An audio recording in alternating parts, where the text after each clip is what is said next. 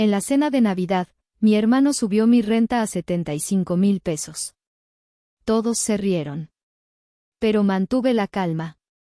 Porque todo el edificio ya era mío. Si aún no estás suscrito al canal, haz clic en el botón de suscripción y activa la campanita para no perderte ninguna de nuestras historias. Tu apoyo significa todo para nosotros. Si esta historia te parece interesante, déjale un like. También me encantaría saber de qué ciudad eres, déjanos el nombre de tu ciudad en los comentarios. Ahora, empecemos con la historia. El aire en el comedor de mis padres en Guanajuato era una mezcla sofocante de olores y emociones. Olía a Nochebuena, sin duda, al pavo relleno que mi madre, Celia, pasaba semanas planeando, al bacalao a la vizcaína que era la receta secreta de la abuela, y al ponche de frutas con guayaba y tejocote que burbujeaba en una gran olla de barro en la cocina. Pero debajo de todo eso, había otro aroma, uno más sutil y amargo, el de la tensión familiar, una tensión tan tradicional en nuestras fiestas como los romeritos. 15 parientes estábamos apretujados alrededor de la larga mesa de caoba. Las conversaciones se superponían en un murmullo caótico. Mi tía Griselda detallaba con entusiasmo su reciente viaje a San Miguel de Allende, mientras mi tío Roberto se quejaba de la política. Los primos más jóvenes estaban absortos en sus teléfonos, ajenos al drama de los adultos. Yo observaba todo desde mi lugar habitual, cerca de la ventana, una posición estratégica que me permitía ser parte de la escena sin estar realmente en ella. Era una experta en el arte de la presencia invisible. El centro de gravedad de la habitación, como siempre, era mi hermano Aníbal. A sus 38 años, era la definición del éxito para mi familia. Abogado corporativo en uno de los bufetes más importantes de la Ciudad de México, vestía un traje que probablemente costaba más que mi renta de 3 meses y hablaba con una autoridad que nadie se atrevía a cuestionar. Mis padres, Germán y Celia, lo miraban con una devoción que rayaba en la adoración. Cada uno de sus chistes era celebrado con carcajadas, cada una de sus opiniones era tratada como un edicto. Yo sabía que este ritual anual tenía un guión no escrito. Primero, la hora de los elogios a Aníbal. Después, la actualización rápida y desinteresada sobre los parientes menos importantes. Y finalmente, el acto principal, el momento en que Aníbal, de una forma u otra, me recordaría mi posición inferior en la jerarquía familiar. A veces era una broma sobre mi trabajo, modesto, otras una comparación, inocente, entre su coche nuevo y el mío de segunda mano. Siempre era algo. Esta noche, sentía que sería diferente. Peor. Había una corriente subterránea de propósito en su comportamiento. Cada vez que sus ojos se cruzaban con los míos, veía un brillo de depredador, una anticipación que me helaba la sangre. Dejó su copa de vino en la mesa con un suspiro calculado, lo suficientemente fuerte como para que las conversaciones se apagaran una por una. El silencio se instaló, expectante. El espectáculo estaba por comenzar. Familia, dijo, su voz resonando con una falsa solemnidad. Quisiera tomar un momento para hablar de algo importante. Algo que concierne al patrimonio que nuestros abuelos nos dejaron con tanto esfuerzo. Se puso de pie, como si estuviera en una sala de juntas, no en un comedor familiar. Comenzó a pasearse detrás de las sillas, las manos entrelazadas a la espalda. Como todos saben, he tenido la pesada carga, pero también el honor, de administrar la vieja vecindad del centro. Es una tarea ingrata, créanme. Edificios viejos, problemas constantes, pero lo hago por la familia. Mi tía Griselda asintió con fervor. Eres un santo, Aníbal. Él le dedicó una sonrisa magnánima antes de continuar. He estado haciendo números, analizando el mercado. Y la verdad, familia, es que hemos estado perdiendo dinero. O, para ser más precisos, hemos estado subsidiando a ciertos inquilinos. Su mirada se clavó en mí. Fría, dura, triunfante. La renta que el Lara paga por su apartamento es una reliquia del pasado, declaró. Es un precio que no refleja la realidad del mercado actual. Es, francamente, una carga para el patrimonio familiar. Sentí el calor subir por mi cuello. 15 pares de ojos se volvieron hacia mí, cargados de juicio y curiosidad. Vi a mi padre estudiar con sumo interés las vetas de la madera de la mesa. Vi a mi madre alisar una y otra vez una arruga inexistente en el mantel. Me suplicaban en silencio que no hiciera una escena, que lo aceptara, que me tragara la humillación como siempre lo había hecho. Así que, después de mucho considerarlo, continuó Aníbal, acercándose a mí, y pensando siempre en el bien mayor, pero también en enseñarle a mi querida hermana una lección sobre responsabilidad financiera. Hizo una pausa, saboreando el momento. He decidido que es hora de una actualización. A partir del 1 de enero, su nueva renta mensual será de 75,000 pesos. La cifra cayó sobre la mesa como una piedra en un estanque. El silencio que siguió fue absoluto, pesado, roto solo por el tic-tac del viejo reloj de péndulo de la abuela.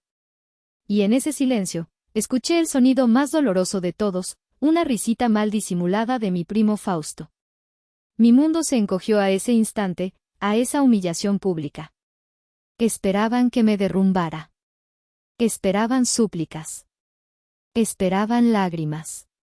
Pero mientras el huracán rugía en mi interior, mi rostro permaneció como una máscara de serenidad. Debajo de la mesa, mi pulgar se deslizó por la pantalla de mi teléfono, abriendo el último mensaje del licenciado Baltasar Reyes. Todo listo. Solo espero su señal. Levanté la vista y miré a mi hermano. Él sonreía, convencido de su victoria. No tenía idea de que no estaba terminando una batalla.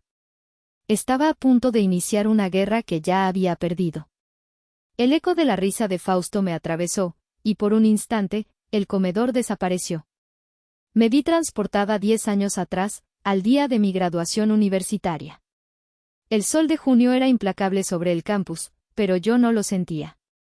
Sostenía mi título con ambas manos, el cartón grueso todavía olía a tinta fresca. Planificación urbana y gestión inmobiliaria. Para mí, esas palabras eran pura poesía. Eran la promesa de un futuro donde podría combinar mi amor por los números y mi fascinación por cómo las ciudades respiran y viven. Recuerdo la sensación de optimismo casi burbujeante que sentí en el coche de vuelta a casa. Imaginé a mis padres colgando mi título junto al de Aníbal en la pared del estudio, un testimonio del éxito de sus 2 hijos. Preparé un pequeño discurso en mi mente, explicando con entusiasmo mi proyecto de tesis sobre la rehabilitación de mercados públicos. La realidad, como siempre, fue mucho más tibia. «Ah, ya llegaste», dijo mi padre, Germán, cuando entré en la sala. Levantó la vista del periódico por una fracción de segundo. «Felicidades, mija. Ya era hora». No había orgullo en su voz, solo una especie de alivio, como si hubiera tachado una tarea pendiente de una lista. Mi madre, Celia, salió de la cocina secándose las manos en el delantal. Me dio un beso en la mejilla que olía a cebolla y cilantro. «Qué bueno, Elarita. Tu padre y yo estábamos preocupados. Una carrera tan inusual. Pero lo importante es que la terminaste. Ahora podrás conseguir un trabajo de oficina, con un horario fijo». Intenté mostrarles mi proyecto. Desenrollé los grandes planos sobre la mesa de centro, señalando las áreas de intervención, las proyecciones de crecimiento. «Miren, si convertimos esta zona de carga en un área peatonal y damos incentivos a los pequeños comerciantes, podríamos revitalizar todo el barrio sin desplazar a los residentes originales». Mi padre asintió sin mirar realmente. «Muy interesante, sí. Muchos colores». Mi madre sonrió. «Dibujas muy bien, hija». Fue entonces cuando Aníbal, que había venido a comer ese día, entró en la sala. Tomó uno de los planos, lo sostuvo a distancia como si fuera un objeto extraño y soltó la frase que se convertiría en una de sus bromas recurrentes durante la siguiente década. «Planificación urbana. ¿Eso no es lo que hacen los políticos justo antes de subir los impuestos?». Se rió de su propio chiste. «¿Y gestión inmobiliaria? Vaya, hermanita, no sabía que aspirabas a ser la nueva señorita Rottenmeier, corriendo a la gente por la renta». Mis padres rieron con él. Una risa suave, cómplice. Y en ese momento, sentí como mi gran logro se encogía, se arrugaba hasta convertirse en algo pequeño, casi vergonzoso. mi pasión, mi campo de estudio, reducido a una caricatura. No es eso, Aníbal, dije, mi voz más débil de lo que pretendía. Se trata de construir comunidades, de entender el valor a largo plazo. Claro, claro, el valor a largo plazo, me interrumpió, dándome una palmadita condescendiente en la cabeza. Tú quédate con tus sueños hippies. Yo me encargo del mundo real. Se giró hacia mi padre. Por cierto, papá, te conseguí esa reunión con el magistrado que querías. El jueves a las 10. Ponte tu mejor corbata. El tema cambió. Mi graduación fue olvidada. Mis planos fueron cuidadosamente enrollados y guardados, y nunca más se habló de ellos. Esa noche, mientras guardaba mi título en un cajón en lugar de enmarcarlo, lloré en silencio. No lloraba por la falta de una fiesta o de regalos. Lloraba por la aplastante certeza de que, para mi propia familia, mis sueños y mis talentos siempre serían invisibles, eclipsados por el sol brillante que era mi hermano. Lloraba porque me di cuenta de que no importaba cuánto me esforzara, en su universo, mi luz siempre sería considerada un pálido reflejo de la suya. 5 años después de mi graduación, el favor de Aníbal de conseguirme el apartamento en la vecindad se convirtió en el segundo pilar de mi museo personal del dolor. Al principio, me sentí genuinamente agradecida. La idea de vivir en un lugar impregnado de la memoria de mi abuela Soledad me parecía un bálsamo para mi constante sensación de no pertenencia. El día que me mudé, Aníbal insistió en estar presente. No para ayudar, por supuesto, sino para supervisar, para establecer desde el primer momento su posición de benefactor. Mientras yo y un par de amigos subíamos cajas por las escaleras, él se paseaba por el apartamento vacío, señalando fallos con la precisión de un inspector de obras. «Uf, mira estas tuberías», dijo, golpeando con el nudillo un tubo de cobre expuesto bajo el fregadero de la cocina. «Son del año de la polca. Voy a tener que hablar con mi contacto, un plomero carísimo pero el mejor. Un gasto que no teníamos presupuestado, pero bueno». Dejó la frase en el aire, para que yo la llenara con mi gratitud. «La instalación eléctrica es un chiste», continuó, mirando el techo. «Probablemente no aguantes si conectas el microondas y la televisión al mismo tiempo. Tendré que ver qué se puede hacer. Más dinero». Cada observación era una factura invisible, un recordatorio de mi dependencia. Cuando finalmente establecimos la renta de 18,000 pesos, lo presentó como un acto de caridad casi heroico. «Con esto apenas cubrimos los impuestos y el mantenimiento básico», me dijo con aire de mártir. «Básicamente, estoy perdiendo dinero cada mes que vives aquí. Pero eres mi hermana. ¿Qué le vamos a hacer?» Y yo le creí. Durante el primer año, viví con una constante sensación de culpa. Evitaba pedir cualquier reparación por miedo a ser una molestia mayor. Si algo se rompía, intentaba arreglarlo yo misma. El invierno de ese primer año fue particularmente frío, y el viejo calentador de agua dejó de funcionar. Pasé 3 días sirviendo agua en la estufa para poder bañarme antes de atreverme a llamarlo. ¿El calentador? Qué raro, dijo, su tono claramente molesto. Debe ser algo que hiciste. Bueno, veré cuándo puedo mandar a alguien. Ando hasta el cuello de trabajo con un caso importantísimo. El técnico apareció 2 semanas después. 2 semanas de duchas heladas en pleno diciembre que Aníbal luego describió en una cena familiar como una pequeña aventura para que el Lara valore las comodidades de la vida moderna. Esta narrativa del hermano generoso y la hermana desvalida se convirtió en su tema favorito. Cada reunión era una oportunidad para pulir su halo. «Acabo de firmar la renovación del seguro de la vecindad», anunciaba. «Una fortuna. Menos mal que el único rendimiento de esa inversión es la sonrisa de mi hermanita». Y todos aplaudían su bondad. Nadie preguntaba por los estados de cuenta. Nadie cuestionaba por qué el edificio se veía cada vez más descuidado si tanto dinero se invertía en él. Nadie notaba que su generosidad era un performance, un acto de poder diseñado para mantenerme pequeña, endeudada y, sobre todo, bajo su control. Yo pagaba mi renta puntualmente cada mes, pero el precio real no estaba en el recibo. El precio real era mi dignidad, y la pagaba en cuotas de silencio y sonrisas forzadas. Los domingos con mi abuela Soledad eran mi refugio. Después de la ruidosa comida familiar, cuando Aníbal y mi padre se encerraban en el estudio para hablar de cosas de hombres, y mi madre y mis tías diseccionaban las vidas de toda la ciudad, yo me escabullía a la pequeña sala de costura de mi abuela. Oficialmente, la ayudaba con sus cuentas, pero en realidad, era mi única clase de verdadera educación. Mi abuela era una mujer menuda, de manos surcadas por la artritis, pero su mente era tan afilada como las agujas de su costurero. Desplegábamos sus papeles sobre la mesa, recibos del predial, estados de cuenta de una pequeña inversión que tenía, facturas de servicios. Aníbal se había ofrecido a digitalizar y optimizar sus finanzas en múltiples ocasiones, pero ella siempre lo despachaba con una sonrisa dulce y una negativa de hierro. Gracias, mi amor, pero estos papelitos y yo nos entendemos muy bien, le decía. Conmigo era diferente. Me hacía preguntas. ¿Por qué esta acción subió tanto este mes, Elarita? Explícamelo como si tuviera 10 años. ¿Crees que es buena idea mover este dinero a un fondo de menor riesgo? Escuchaba mis análisis con una concentración que nunca recibí de mis padres. Veía el brillo en mis ojos cuando le explicaba conceptos como la amortización o el interés compuesto. Un domingo por la tarde, presencié una escena que se me quedaría grabada para siempre. Aníbal entró en la sala de costura sin tocar. Abuela, te he traído los papeles del nuevo fideicomiso que te preparé, dijo, con su tono de superioridad. Simplificará todo. Solo tienes que firmar aquí y yo me encargaré de todo.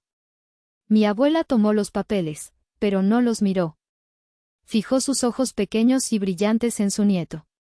Aníbal, ¿tú sabes cuántas familias viven en la vecindad?, le preguntó. Aníbal parpadeó, desconcertado por el cambio de tema. No sé, 10. 12. ¿Qué importa eso? Importa, dijo ella. ¿Sabes el nombre de la señora del apartamento 3? ¿Sabes que su nieto acaba de entrar a la universidad?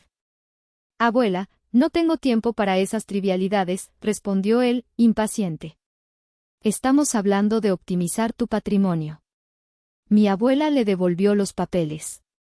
Mi patrimonio no son solo números, Aníbal. Son personas. Vuelve cuando entiendas eso. Aníbal salió de la habitación echando humos. Mi abuela suspiró y me miró. Él ve árboles, Elara. Pero no puede ver el bosque. Esa tarde, después de que todos se fueron, me pidió que me quedara. Abrió el doble fondo de su alajero y sacó una tarjeta de presentación y una llave antigua. La tarjeta es del licenciado Baltasar Reyes, me dijo, su voz era un susurro urgente. No es el abogado de la familia. Es mi abogado. Un hombre decente. La llave es de una caja de seguridad en el banco del centro. En esa caja están todos mis ahorros personales, mis inversiones secretas. Nadie más sabe de ella. Me entregó ambas cosas. Cuando yo ya no esté, Aníbal y tu padre se encargarán del patrimonio oficial. Dejarán que todo se reparta como dicta la tradición. Pero esto, dijo, apretando mis manos sobre la llave y la tarjeta, esto es para ti. No es un regalo para que te compres un coche o te vayas de viaje. Es una herramienta. Es poder. Me miró con una intensidad que me estremeció. Tu hermano ve la vecindad como un lastre o una oportunidad para hacer dinero fácil. Pero tú y yo sabemos lo que es. Es el corazón de esta familia. Es un refugio. Prométeme, Elarita, prométeme que usarás esto, dijo, señalando la llave, para proteger aquello. Prométeme que no dejarás que un hombre que no puede ver el bosque tale todos los árboles. Con lágrimas en los ojos, se lo prometí. Fue un pacto sagrado, un traspaso no de riqueza, sino de responsabilidad. Cuando, meses después, el licenciado Reyes me llamó para informarme del contenido de esa caja de seguridad, no sentí una alegría material. Sentí el peso de esa promesa, la claridad de mi misión. Mi abuela no me había dejado dinero. Me había dejado un propósito. En los años que siguieron a la muerte de mi abuela, la vecindad se convirtió en un barómetro de la indiferencia de Aníbal. Cada nueva grieta en las paredes, cada trozo de yeso que caía del techo, era un testimonio de su negligencia. Para él, que vivía a cientos de kilómetros de distancia, los problemas del edificio eran solo correos electrónicos molestos y llamadas de inquilinos quejumbrosos que su asistente solía ignorar. Para mí, que vivía en el corazón de ese lento deterioro, era una agonía diaria. Me hice amiga de los otros inquilinos. No por estrategia, sino por pura humanidad. Estaba doña Carmen, la viuda del apartamento 3, cuyas manos temblorosas ya no podían fregar con la misma fuerza, pero cuya memoria era un archivo viviente de la historia del edificio. Me contaba historias de mi abuela, de cómo organizaba posadas en el patio para todos los niños. Tu abuela, esa sí que tenía corazón de oro, me decía mientras tomábamos café en su pequeña y ordenada cocina. Estaba la familia Ramírez en el apartamento 8, una pareja joven con un bebé recién nacido. Luchaban cada mes para pagar la renta, y el constante problema de la humedad en su habitación les preocupaba por la salud de su hijo. Le hemos dicho a su hermano, señorita Elara, me dijo el señor Ramírez, con la desesperación pintada en su rostro. Pero nos dice que pongamos un deshumidificador, que no es su problema. Y estaba don Benítez, el viejo relojero del apartamento 1, un hombre solitario que pasaba sus días rodeado del suave tic-tac de docenas de relojes antiguos. Su vista estaba fallando, y la pobre iluminación de los pasillos le hacía tropezar a menudo. Una simple bombilla más potente, eso es todo lo que pido, me confesó un día, con vergüenza. Me convertí en su defensora silenciosa. Con mi propio dinero, compré un deshumidificador para los Ramírez. Organicé una colecta entre algunos vecinos para instalar lámparas LED más brillantes en los pasillos. Pasaba mis fines de semana sellando grietas y retocando la pintura descascarada del patio. Lo hacía en secreto, temprano por la mañana o tarde por la noche, para no crear problemas con Aníbal. Él solo aparecía una vez al año, sin previo aviso. Llegaba en su coche de lujo, se paseaba por el patio con una mueca de asco y tomaba notas en su tableta. Luego reunía a los inquilinos para darles un discurso sobre la necesidad de ser pacientes, mientras él negociaba mejores contratos de mantenimiento. Era una farsa. Yo sabía, por mi profesión, cuánto costaba realmente el mantenimiento de un edificio así. Y sabía, por los números, que el dinero de las rentas era más que suficiente. El dinero entraba, pero nunca se reinvertía. Se desviaba directamente al bolsillo de mi hermano. Cada acto de reparación que yo realizaba era un pequeño acto de rebelión. Cada conversación con mis vecinos era una reafirmación de mi promesa. No estaba simplemente arreglando un edificio, estaba tratando de mantener viva a una comunidad. Aníbal podía tener los documentos legales, podía ser el administrador a los ojos de la ley, pero yo me estaba convirtiendo en el pilar que sostenía ese lugar. Y sabía que un pilar solitario no puede soportar un edificio que se derrumba para siempre. Necesitaba tomar el control de toda la estructura, y pronto. La llamada de mi madre que lo cambió todo llegó una tarde de martes, 3 meses antes de la cena de Navidad. Yo acababa de llegar del trabajo, cansada después de un día analizando las complejidades de un nuevo desarrollo comercial. La voz de mi madre al otro lado de la línea era inusualmente alegre y vibrante. Elarita, querida. Tengo noticias maravillosas, absolutamente espectaculares. Mi estómago se contrajo. La euforia en la voz de mi madre rara vez presagiaba algo bueno para mí. ¿Qué pasa, mamá? Es Aníbal. Ese chico es un mago, te lo juro. Ha conseguido el negocio de nuestras vidas, exclamó. Pude oír el orgullo desbordante en cada sílaba.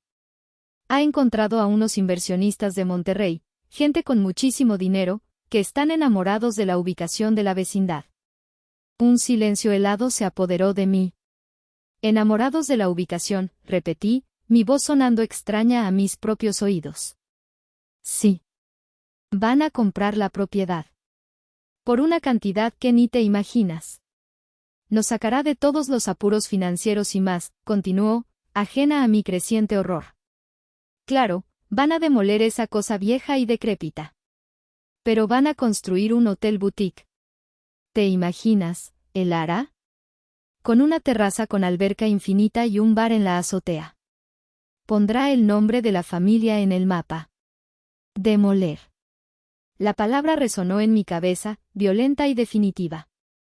Demoler el hogar de doña Carmen, de los Ramírez, de don Benítez. Demoler el patio de los recuerdos de mi abuela. Mamá, dije, luchando por mantener mi voz estable. ¿Y qué va a pasar con los inquilinos? ¿Con doña Carmen? Ha vivido ahí por más de 50 años. La alegría en su voz se desvaneció, reemplazada por un tono de impaciencia. Ay, Elara, siempre te preocupas por las cosas equivocadas. Supongo que les darán una notificación para que se muden, como se hace siempre. Es la ley. No te angusties por eso. Piensa en lo positivo. ¿Lo positivo?, pregunté, incrédula. Por supuesto. Tu padre podrá por fin comprar esa maquinaria nueva para el negocio. Aníbal tendrá capital para su fondo de inversión. Y tú, añadió, como si me estuviera concediendo un gran premio, con la pequeña parte que te toque, podrás dar el enganche para un lindo departamento en una de esas torres nuevas y seguras, con gimnasio y todas esas cosas que les gustan a los jóvenes. Ya es hora de que dejes ese barrio anticuado y peligroso. Fue como si me hubiera abofeteado. No solo no le importaba el destino de esa gente, sino que genuinamente creía que me estaba haciendo un favor. Creía que yo, al igual que ellos, valoraba más un gimnasio y la seguridad de un complejo moderno que la historia y la comunidad. Demostró en esa frase que después de 32 años, no me conocía en absoluto. Tengo que colgar, mamá, dije, mi voz era un hilo. Bueno, pero, ¿no estás emocionada? Deberías estarlo. Tu hermano nos ha salvado. Adiós, mamá. Colgué el teléfono antes de que pudiera responder. Me quedé de pie en medio de mi pequeño apartamento, temblando. La llamada no había sido una noticia. Había sido un veredicto. Habían sentenciado a muerte a la vecindad. En su ceguera, habían decidido que un bar en la azotea era más valioso que décadas de vidas humanas. Esa noche no dormí. Me senté junto a la ventana, mirando el patio iluminado por una sola bombilla. Vi las luces encendidas en las ventanas de mis vecinos. Escuché el murmullo de sus vidas. Y supe que ya no podía permitirme el lujo de ser la guardiana silenciosa. Tenía que convertirme en la dueña. La llamada de mi madre no fue el catalizador, fue la confirmación final de que estaba completamente sola en esta lucha. Y eso, extrañamente, no me asustó. Me dio la libertad para hacer lo que tenía que hacer, sin culpas ni remordimientos. El plan había estado gestándose en mi mente durante años, pero la llamada de mi madre lo solidificó, lo convirtió de una estrategia defensiva en una ofensiva inminente. A la mañana siguiente, me presenté sin previo aviso en la oficina del licenciado Baltasar Reyes. Su despacho era como él, ordenado, sobrio y profesional. No había adornos innecesarios, solo estanterías llenas de libros de derecho y el leve olor a papel viejo y café. Licenciado, dije, sentándome frente a su escritorio. Necesito activar la siguiente fase. Él me miró por encima de sus gafas de lectura. La compra de la deuda, señorita Castillo. Es un paso agresivo. ¿Está completamente segura? Absolutamente, respondí sin dudar. La ejecución fue una clase magistral de precisión y discreción. Como Inversiones del Sol, presenté una oferta formal al banco para adquirir la cartera de deuda hipotecaria de la familia Castillo. Mi investigación previa me había dado la ventaja. Sabía que el banco consideraba esa deuda como de alto riesgo, debido a los pagos irregulares y al historial crediticio de mi familia. Sabía que estarían ansiosos por deshacerse de ella y recuperar una parte sustancial de su dinero sin tener que pasar por un largo y costoso litigio. Las negociaciones fueron tensas. El banco, por supuesto, intentó obtener el mejor precio posible.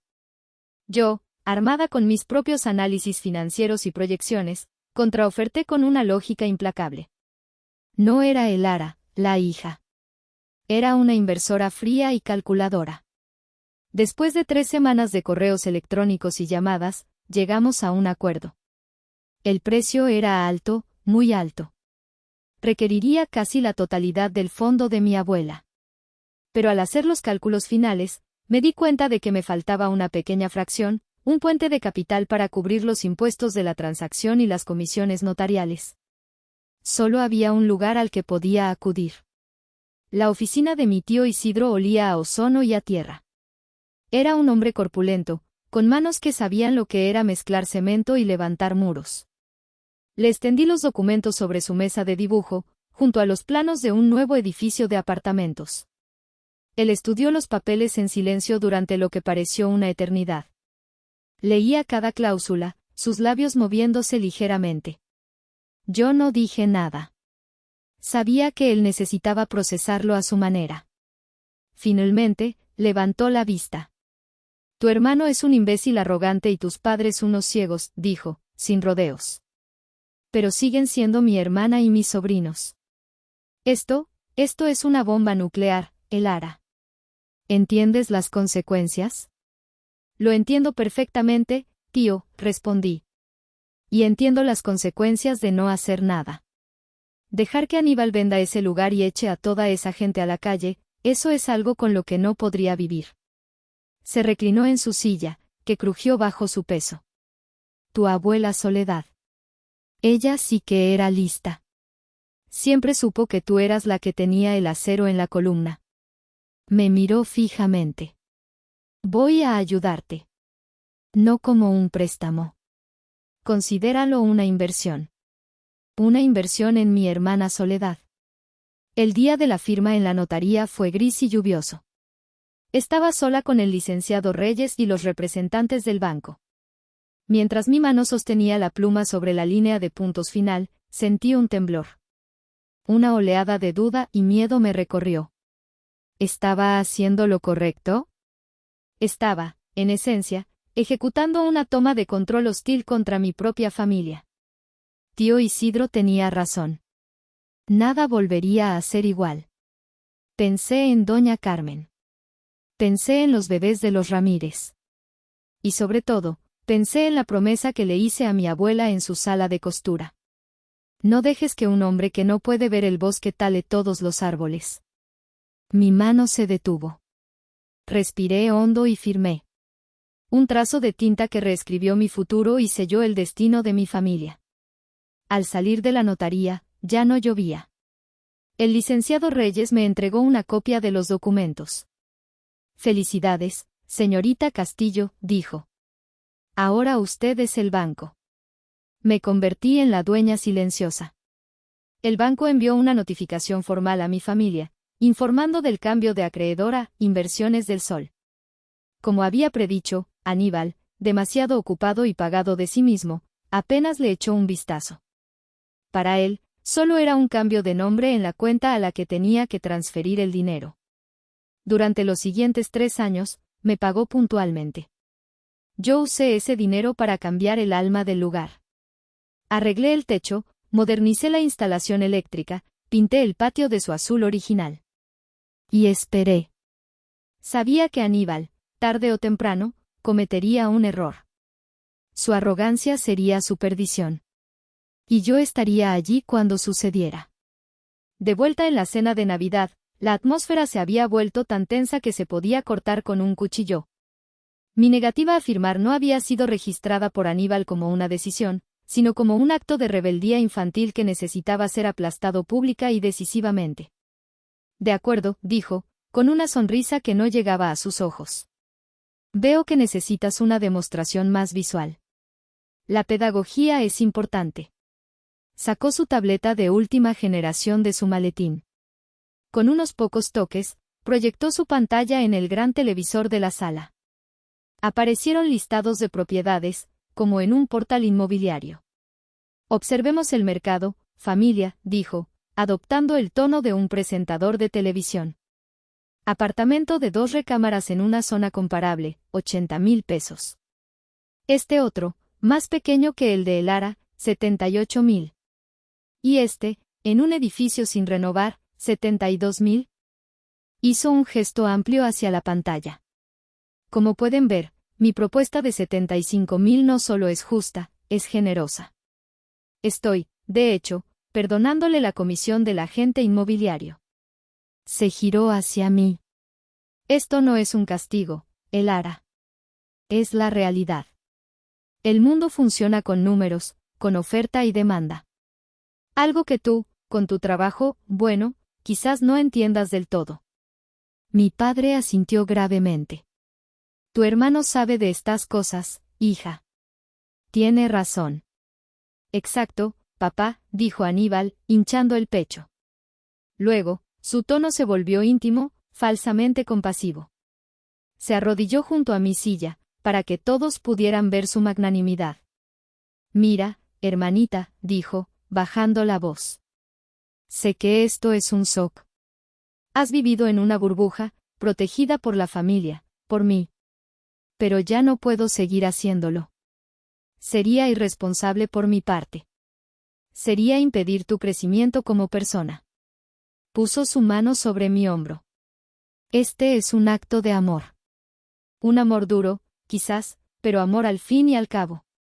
Te estoy dando las herramientas para que te conviertas en una adulta funcional e independiente.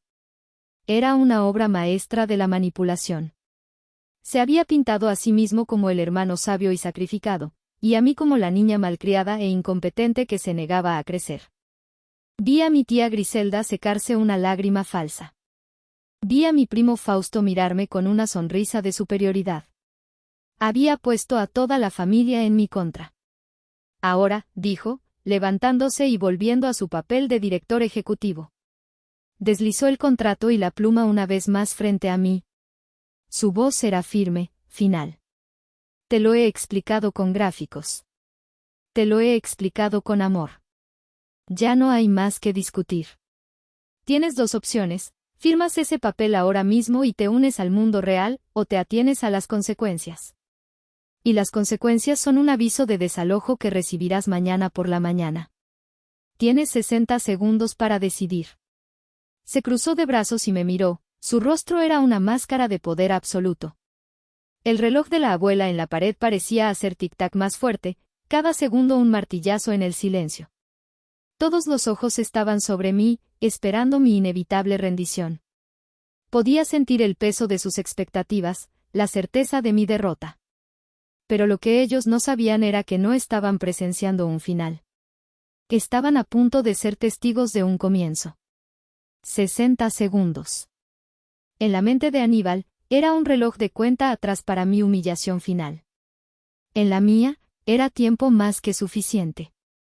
Dejé que los segundos pasaran. Conté 10, escuchando el tic-tac del reloj. 20, sintiendo la mirada impaciente de Aníbal. 30, notando cómo mi madre se retorcía las manos, nerviosa. No miré el contrato. En cambio, tomé mi copa de agua y bebí un sorbo, despacio. El simple acto, tan mundano, pareció desconcertarlos. Era un gesto de control, no de pánico. 40 segundos. Dejé la copa en la mesa con un suave clic. Mi mirada recorrió lentamente los rostros de mi familia.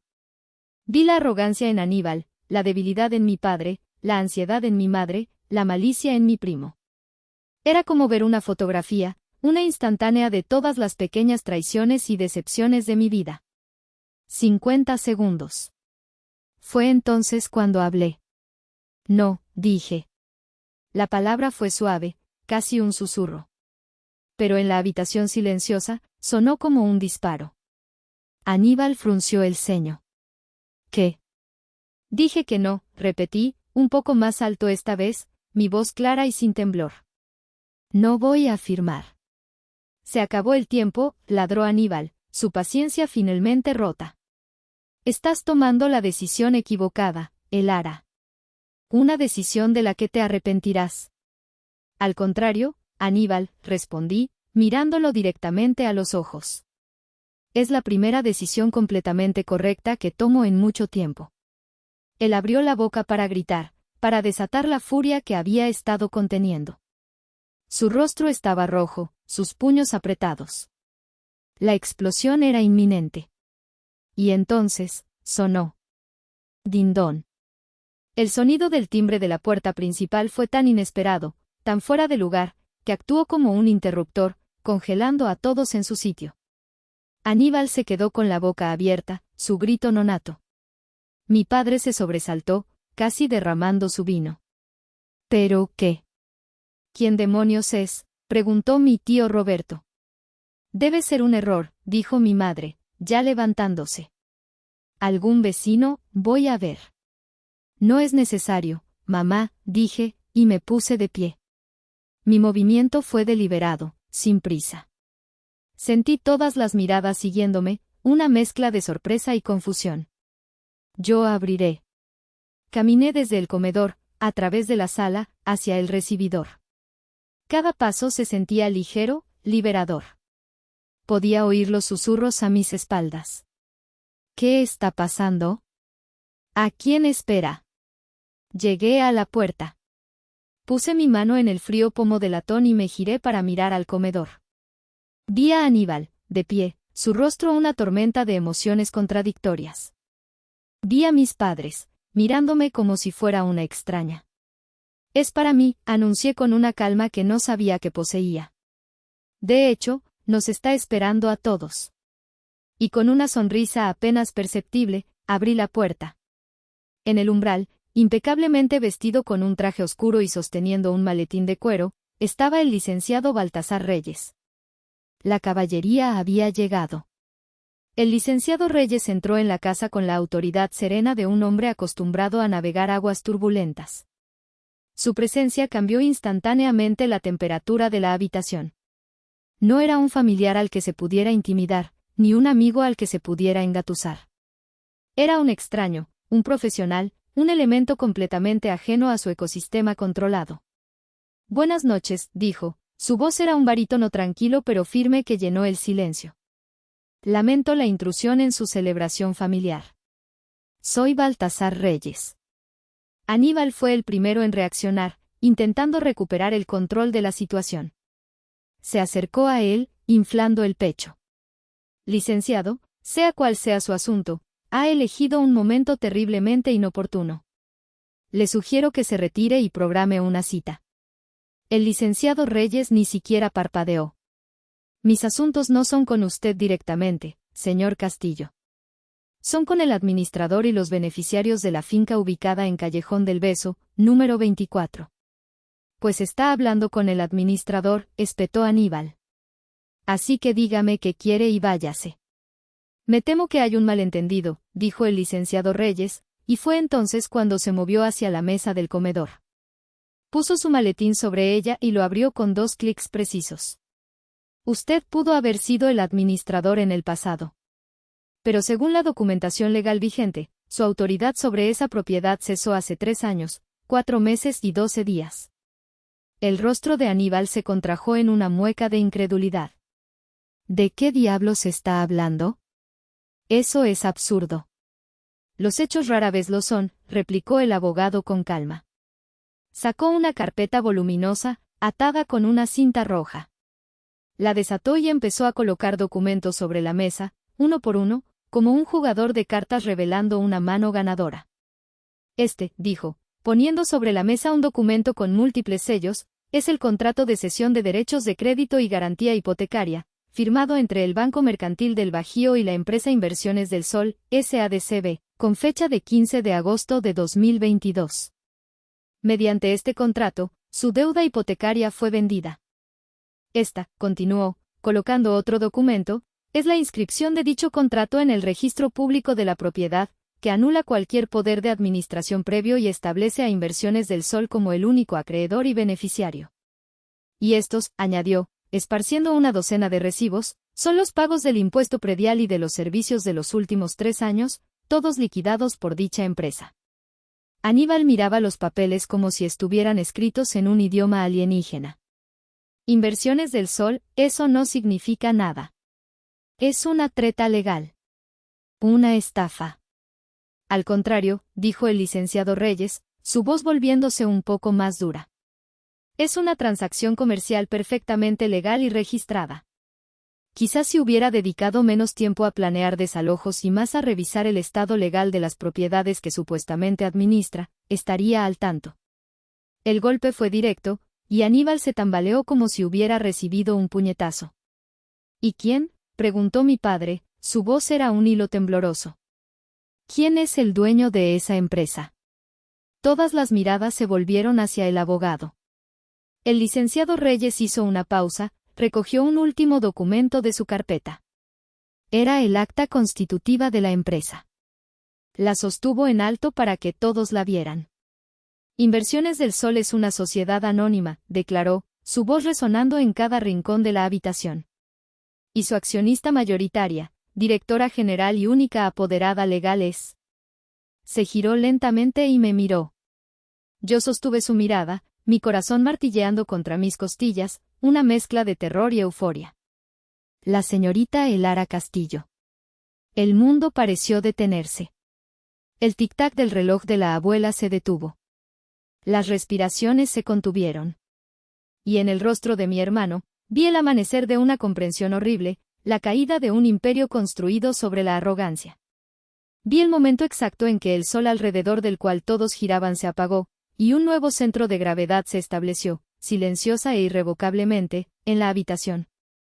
Si llegaste hasta esta parte del video, significa que realmente te interesó la historia. Cuéntame en los comentarios qué opinas, escribe el número 1 para saber que estás aquí o dime desde qué parte de tu país me estás viendo. También puedes dejar cualquier pregunta y la responderé. El silencio que siguió a la revelación del licenciado Reyes fue profundo, denso, casi sólido. Era el silencio del shock, el silencio que precede a la caída de un ídolo. Aníbal se quedó inmóvil, su rostro una máscara pálida de incredulidad. Sus ojos saltaban de los documentos en la mesa a mi rostro, y de mi rostro de vuelta a los documentos, como si su cerebro se negara a procesar la información. Fui yo quien rompió el silencio. Di un paso al frente, posicionándome junto al licenciado Reyes. Ya no era la acusada en este juicio familiar. Era la juez. Así que, como verás, Aníbal, dije, mi voz era tranquila, pero cada palabra estaba afilada. No puedes subir mi renta. No puedes desalojarme. Y ciertamente no puedes vender mi propiedad para construir tu hotel boutique. Tú, comenzó él, su voz era un graznido ahogado. Tú lo planeaste. Todo este tiempo, me has estado engañando. Yo no te he engañado, repliqué, mi calma enfureciéndolo aún más. Simplemente usé las mismas herramientas que tú tanto admiras, la ley, las finanzas, la estrategia. La única diferencia es que yo sí leí la letra pequeña. Tú, en tu arrogancia, asumiste que yo era incapaz de hacerlo. Se giró hacia nuestros padres, su última línea de defensa. Mamá. Papá. Digan algo. No pueden permitir que se salga con la suya. Esto es una traición. Mi madre, Celia, me miró, sus ojos llenos de lágrimas y confusión. Elarita, hija, ¿por qué no nos dijiste nada? Somos tu familia. La pregunta, tan cargada de una inocencia fingida, finalmente rompió la represa de mi dolor. ¿Familia?, pregunté, y esta vez, mi voz tembló con el peso de años de heridas. ¿Dónde estaba mi familia esta noche cuando él me humilló? ¿Dónde estaban cuando se rieron de mi carrera? ¿Dónde estaban cada vez que me hacía sentir pequeña e insignificante? Miré a mi padre, Germán, que seguía con la vista clavada en la mesa. Te esperé, papá. Te juro que te esperé. Esperé que levantaras la vista y dijeras, basta, Aníbal. Es suficiente. Solo eso. Luego miré a mi madre. Y a ti, mamá, esperé que me defendieras. Que dijeras, no le hables así a tu hermana. Pero nunca lo hicieron. Ninguno de los dos. Su respuesta siempre fue la misma, el silencio. Un silencio que gritaba, él tiene razón. Un silencio que me aplastaba. Las lágrimas corrían por las mejillas de mi madre.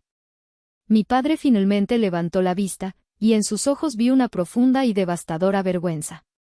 Así que sí, continué, mi voz recuperando su firmeza. No les dije nada. Porque aprendí, de la manera más dura, que en esta familia, tenía que luchar mis propias batallas. Y esta, dije, haciendo un gesto hacia los papeles en la mesa, es la batalla que acabo de ganar. Aníbal, viendo que sus aliados se habían desmoronado, se abalanzó hacia mí, su rostro contorsionado por la rabia. Me las pagarás, Elara. Te juro que... El licenciado Reyes se interpuso entre nosotros, un muro de profesionalismo impasible. Le sugiero que mida sus palabras, señor Castillo. Cualquier amenaza contra mi clienta tendrá consecuencias legales. Ahora, si me disculpan, mi trabajo aquí ha terminado. El licenciado Reyes recogió sus documentos, los guardó en su maletín con una eficiencia metódica, me dedicó un respetuoso asentimiento y se marchó. Su salida dejó un vacío que se llenó rápidamente con el murmullo incómodo de los parientes. Se levantaron de sus sillas, evitando mi mirada, inventando excusas para irse. Ya es muy tarde. Tenemos que ver a los otros abuelos. Feliz Navidad. Las palabras sonaban huecas, falsas. En cuestión de minutos, el comedor quedó casi vacío. Solo quedábamos nosotros cuatro, mis padres, Aníbal y yo. El campo de batalla después de la masacre. Aníbal se había derrumbado en su silla. Ya no era el titán de las finanzas, el abogado invencible. Era solo un hombre, despojado de su poder, su rostro pálido y sudoroso bajo la luz del candelabro. Miraba al vacío, perdido. Mi madre sollozaba en silencio. Mi padre estaba de pie junto a la ventana, dándonos la espalda, una silueta de derrota. No había victoria en ese momento. No sentía euforia, solo un profundo y agotador alivio. La guerra había terminado. Había sobrevivido. Tomé mi abrigo del perchero. No había nada más que decir. Las palabras ya no servían. Elara, susurró mi padre, sin volverse. No te vayas así. Tengo que hacerlo, respondí suavemente. Necesito respirar. Abrí la puerta principal. El aire frío de la noche de Guanajuato me recibió como un viejo amigo. Era fresco y limpio. Di un paso hacia el umbral y me detuve. Una cosa más, dije, mi voz resonando en la casa silenciosa. Aníbal, vives en el apartamento 12, ¿verdad? Es el más grande. La renta de mercado es de 25,000 pesos. La de tus padres, en el 5, es de 20,000. Espero los depósitos el primer día de cada mes. En la cuenta de inversiones del Sol, por supuesto. Consideren que les estoy haciendo un descuento familiar. No esperé una respuesta. Salí y cerré la puerta detrás de mí.